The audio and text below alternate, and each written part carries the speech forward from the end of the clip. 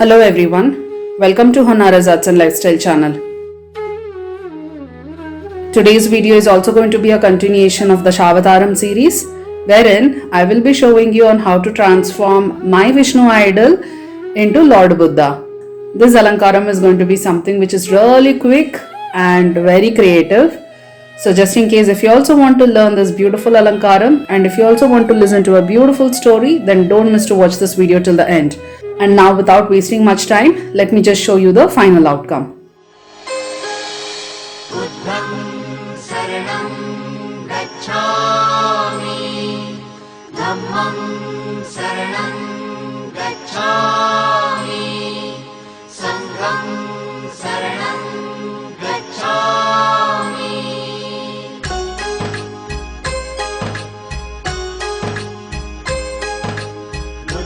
शरणं गच्छामि धम्मं शरणं गच्छामि संघं शरणं गच्छामि त्यागमूर्ति तू शांत चित्त तू योग रूप संसारी दया प्रेमान मानवतेचे प्रतीक तुझी ईश्वरी सिद्धमूर्ती सिद्धार्थ गौतम सकलांचा स्वामी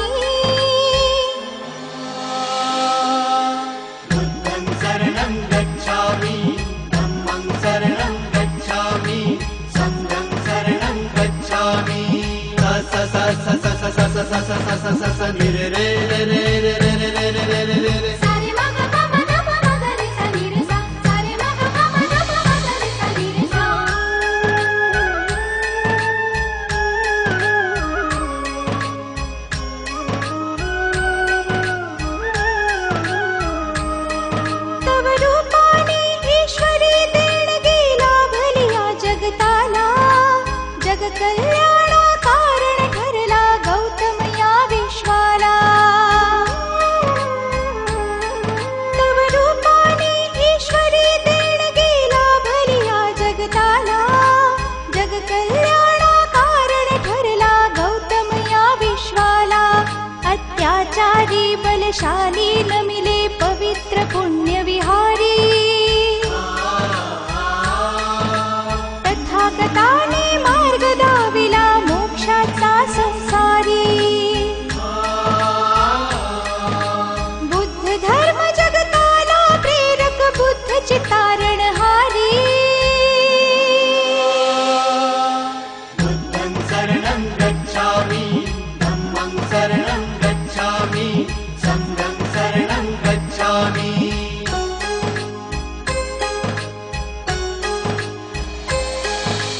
बुद्धं शरणं गच्छामि धम्मं शरणं गच्छामि संघं शरणं गच्छामि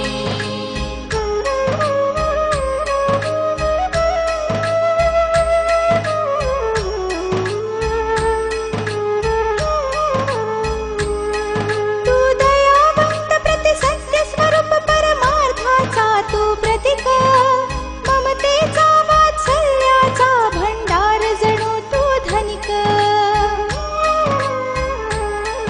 तू दयावंत प्रति सत्य स्वरूप परमार्थाचा तू This video is going to be self-explanatory, and for that reason I will not be explaining to you on how I am doing the Alankaram, but rather I'll tell you a beautiful story at the background while I am doing the Alankaram. So do listen to the story and enjoy the video. And here goes the story of Buddha. The Buddha or Siddhartha Gautama was born around 567 BC in a small kingdom just below the Himalayan foothills. His father was a chief of Shakya clan. It is said that 12 years before his birth, the Brahmins prophesied that he would become either a universal monarch or a great sage. To prevent him from becoming an ascetic, his father kept him within the confines of the palace. Gautama grew up in a princely luxury, shielded from the outside world, entertained by dancing girls, instructed by Brahmins, and trained in archery, swordsmanship, wrestling, swimming, and running. When he came of age, he married Gopa, who gave birth to a son. He had, as we might say today, everything. And yet it was not enough. Something as persistent as his own shadow drew him into the world beyond the castle walls. There in the streets of Kapilavastu, he encountered three simple things: a sick man, an old man, and a corpse being carried to the burial ground. Nothing in his life of ease had prepared him for this experience.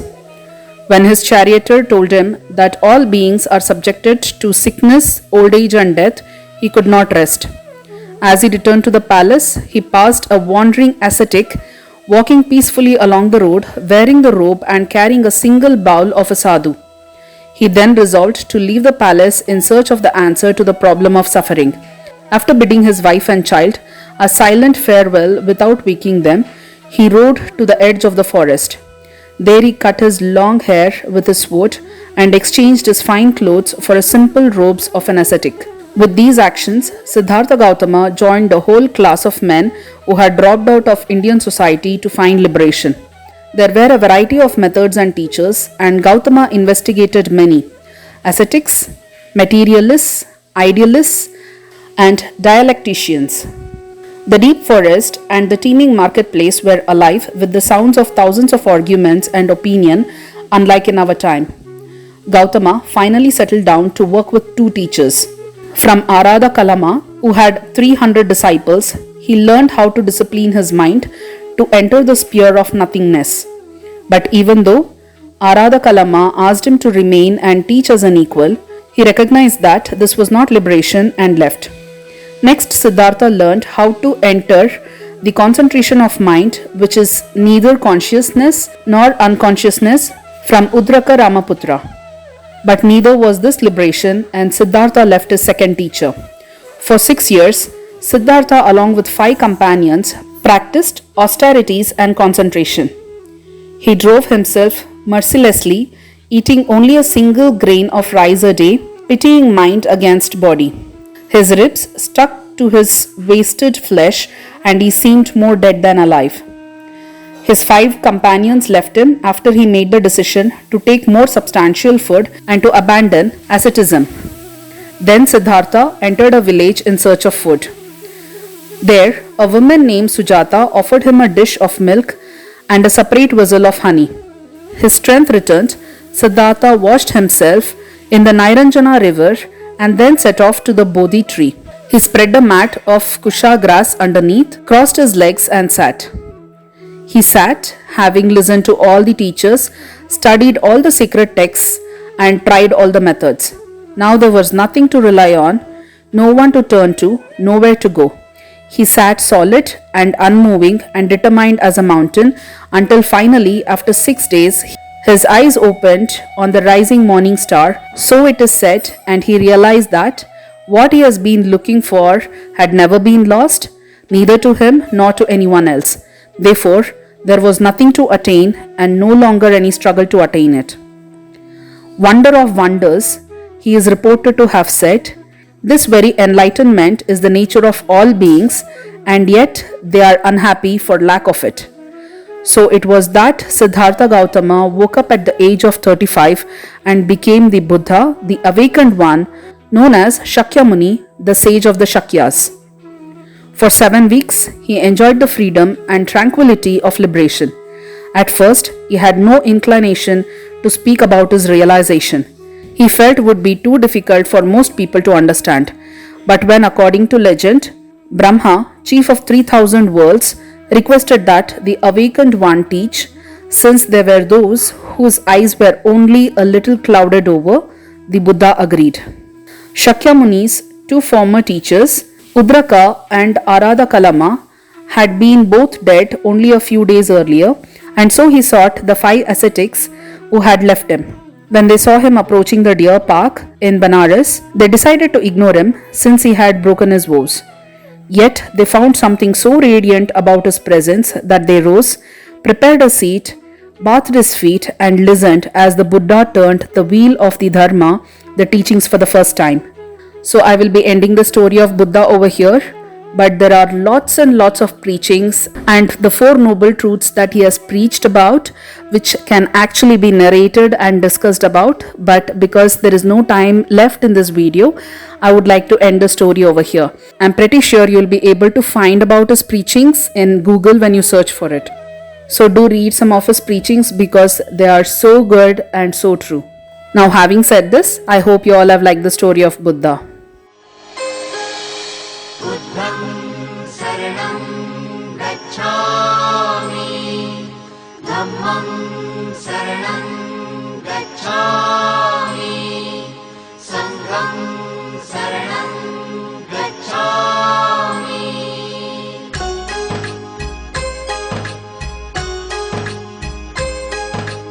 बुद्धं शरणं गच्छामि धम्मं शरणं गच्छामि संघं शरणं गच्छामि त्यागमूर्ति तू शांत चित्त तू योग रूप संसारी दया प्रेमान मानवतेचे प्रतीक तुझी ईश्वरी सिद्ध मूर्ती सिद्धार्थ गौतम सकलांचा स्वामी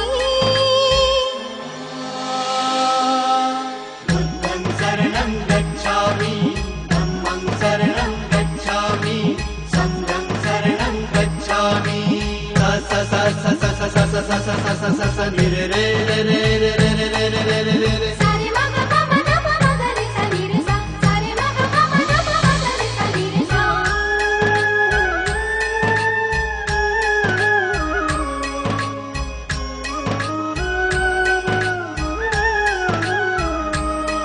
तव रूपाने ईश्वरी देणगी लाभलिया जगताला जग कल्याणा कारण ठरला गौतम या विश्वाला तव रूपाने ईश्वरी देणगी लाभलिया जगताला जग कल्याणा कारण ठरला गौतम या विश्वाला अत्याचारी बलशाली नमिले पवित्र पुण्य विहारी तथागताने मार्ग दाविला मोक्षाचा संसारी बुद्ध धर्म जगताला प्रेरक बुद्ध चितारणहारी बुद्धं शरणं गच्छामि So I hope you all have liked this video.